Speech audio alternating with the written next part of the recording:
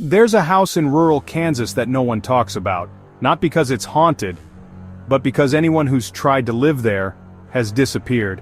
This story isn't a legend. It's not passed around campfires. It's buried, on purpose.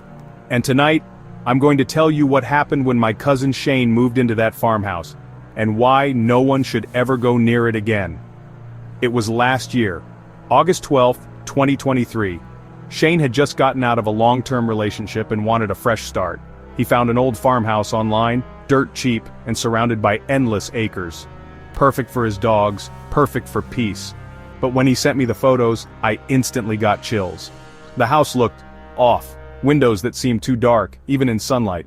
A roof that sagged like it had been breathing. Shane called me that night.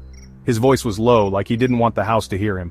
Dude, something weird is going on. I swear I heard scratching from under the floor. I told him it was probably just rats or raccoons, but deep down, I knew it wasn't. The next day, he discovered a locked door behind the kitchen. Steel reinforced, freshly painted. It didn't match the rest of the decaying house. Why would someone install a high-security door inside a crumbling house? He sent me a photo. What disturbed me was the writing carved into the wall above it. Do not open. He hears you. That night Shane set up cameras. At 2:17 a.m., the kitchen light flickered. Footsteps. Slow, deliberate. But Shane was in bed, alone. The camera caught a shadow, tall and thin. It stood in front of the basement door for 11 minutes, then vanished.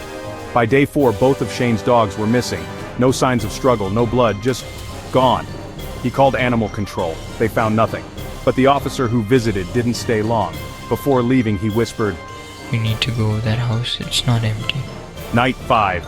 Shane finally heard it, the steel door unlocking, by itself. He ran, grabbed his truck keys, but the engine wouldn't start. Then came the smell, rotting meat, wet soil, and breathing from beneath the floorboards. I drove down the next day, unannounced. I found his truck outside, driver's door wide open, no sign of Shane. The house was dead silent, but every light was on. I followed muddy footprints to the basement door. It was slightly open now. Something was down there, breathing, waiting. I didn't go in, I ran, and I haven't stopped looking for Shane since. Last week I got a package, no return address. Inside was a flash drive, just one file.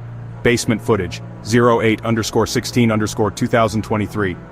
I shouldn't have watched it. Shane is in the basement, crying, shaking, whispering to something in the dark.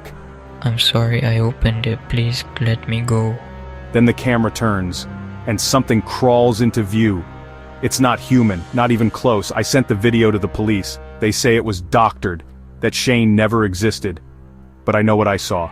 That farmhouse is still listed for sale. If you're ever in Kansas, and you see a 2-story white house with black shutters, keep driving, because once you enter, you never leave. If you want more true horror stories like this, subscribe now, because the next one might be about your town.